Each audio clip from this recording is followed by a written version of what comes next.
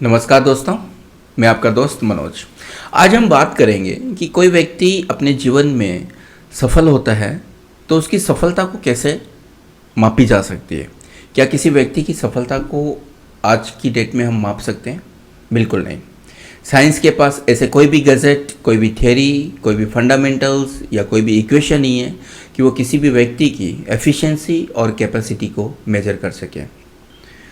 हम जैसे किसी मशीन की एफिशिएंसी और कैपेसिटी को मेजर करते हैं। फॉर एन एग्जांपल, जैसे हम इलेक्ट्रिक पंप की बात करते हैं, उसको एक यूनिट में मेजर करते हैं, एचपी में। कितना एचपी का पंप है, जो जितना ज़्यादा एचपी का पंप होगा वो उतना ही शक्तिशाली होगा।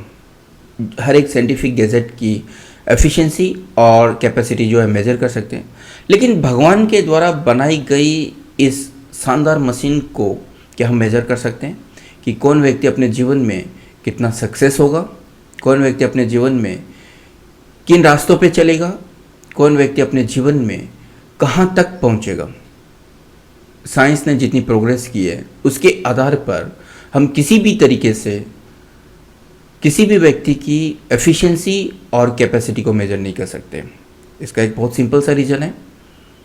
किसी भी व्यक्ति की कैपेसिटी, किसी भी व्यक्ति की जो सक्सेस होती है वो उसकी मन की शक्ति, वो उसकी कर्म की शक्ति और उसकी बुद्धि की शक्ति पर निर्भर करती है।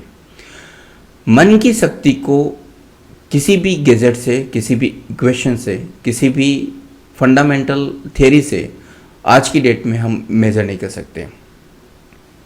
ज़्यादातर लोग जो हैं अपने जीवन में एक घर बनाते हैं, 1000 स्क्वायर फीट का एक घर बनाते हैं और जीवन में अपने आप को सफल मानते हैं। ज़्यादातर लोग इसको एक लेवल मानते हैं। ये एवरेज लेवल है। एक लेवल वो होता है जहाँ पे व्यक्ति एक झोंपड़ा भी नहीं बना पाता है, और एक लेवल वो होता है जहाँ पे व्यक्ति महल का निर्माण कर देते हैं, महल के महल खड़े कर देते हैं। यानी हमारे पास में 3 तरह के लेवल होते हैं। एक व्यक्ति जिसके पास में 2 वक्त की रोटी भी नहीं होती है, झोंपड़ा भी नहीं होता है। एक व्यक्ति अपनी ज़रूरतें पूरी कर पाता है और एक छोटा मोटा घर और बस जो बेसिक ज़रूरतें होती है उसको पूरा कर पाते हैं, और एक व्यक्ति महल खड़ा कर पाते हैं। तो ये जो 3 स्तर होते हैं, ये हमारी जो ऊर्जाएं होती है उसके ऊपर निर्भर करती है।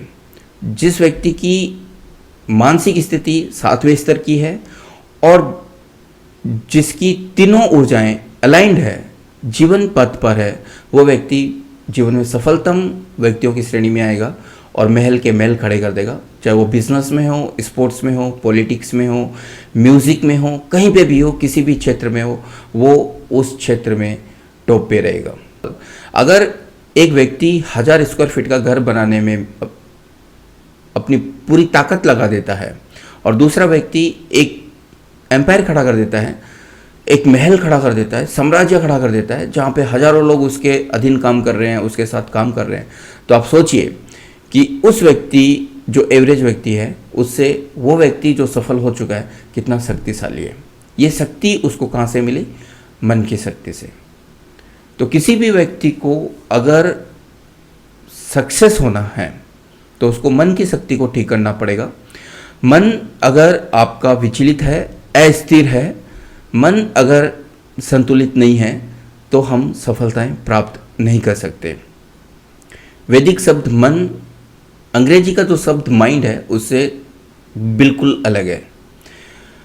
कुछ बच्चे आपने देखा होगा 15 साल 20 साल की उम्र तक आते आते उनका पता चल जाता है कि वो एक एवरेज स्टूडेंट हैं, एवरेज व्यक्ति हैं और अपने लाइफ में कुछ एवरेज ही करने वाले हैं। अगर हमें इस तरह से पता चल जाए तो क्या हम उनको ठीक कर सकते हैं? क्या हम उनको कुछ इस तरह की ट्रेनिंग दे सकते हैं कि वो एक अच्छे से जीवन को व्यतीत कर सके? तो इसका उत्तर है बिल्कुल हाँ। वैदिक ज्ञान के आधार पर मन की जो बात है, मन की जो शक्ति है, उसके बारे में ये बताया गया है कि मन जो हमें माता पिता से मिला, और मान लीजिए जन्म के समय, गर्भ के समय माता पिता की स्थिति सही नहीं है। कारण बहुत से हो सकते हैं। माता चिंतित है, परेशान है, उनकी मानसिक स्थिति सही नहीं है तो उसका असर बच्चे पे आएगा। इसके कारण बहुत से हो सकते हैं, पारिवारिक माहौल सही नहीं हो, व्यापार में घाटा चल रहा हो या कुछ और कारण हो। तो इसका असर जब बच्चे पे आएगा तो बच्चा जब जन्म लेके धरती पे जब अपनी क्रियाएं शुरू करेगा तो उसका असर दिखना चालू हो जाएगा। और इसका असर कैसे दिखेगा? अगर माँ का मन विचलित था गर्भ के समय तो बच्चा जो है विचलित सा पैदा होगा, उसकी मन स्थिति जो है संतुलित नहीं होगी, दृढ़ नहीं होगी। और ये हम बहुत आसानी से देख सकते हैं।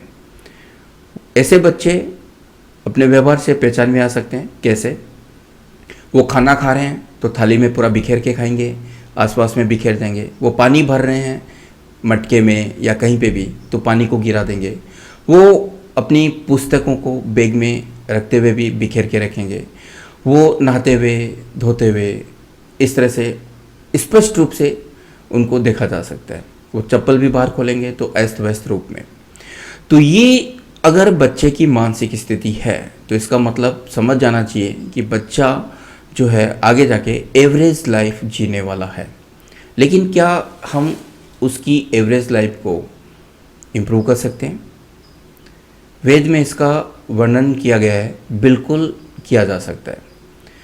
मन को 16 अलग अलग स्तर पर ठीक किया जा सकता है। मान लीजिए किसी भी कारण से माता की मानसिक स्थिति सही नहीं थी और उसकी वजह से उसका बच्चा जो है अब सही नहीं है, संतुलित नहीं है, तब भी प्रकृति ने हमें इस तरह से 16 चांसेस दिए हैं कि हम हमारे मन को ठीक कर सकें, हम बच्चों के मन को ठीक कर सकें। अब सामान्य अवस्था में हमें हमारे बच्चों को किस तरह से ट्रेनिंग देनी चाहिए जिससे कि वो अपने जीवन में कभी हारे नहीं, आगे से आगे बढ़ते जाए। तो इसके लिए बच्चों को सबसे पहले मन की शक्ति का निर्माण करना चाहिए। मन की शक्ति का निर्माण करने के लिए हमें बच्चों को धरती पुत्र की कहानियाँ सुनानी चाहिए। धरती पुत्र कौन? जिन्होंने राष्ट्र के लिए, जिन्होंने ईश्वर के लिए, जिन्होंने मानवता के लिए अपने जीवन को बलिदान कर दिया, अपने जीवन को कुर्बान कर दिया। ऐसे लोग धरती पुत्र कहलाएंगे। मीराबाई, रविदास, आचार्य तुलसी, भगत सिंह, सुभाष बोस, डॉक्टर APJ अब्दुल कलाम, ये जितने भी लोग हैं जो महान हुए हैं, ये लोग धरती पुत्र कहलाएंगे। ये धरती पुत्र की कहानियाँ हमें हमारे बच्चों को सुनानी चाहिए। इससे क्या होगा? हमारे बच्चों को ऐसी प्रेरणा मिलेगी कि वो आगे से आगे बढ़े, उनका मन का विकास होगा, मन का संतुलन बढ़ेगा, बुद्धि का संतुलन बढ़ेगा और वो जीवन में नई ऊंचाइयां छुएंगे।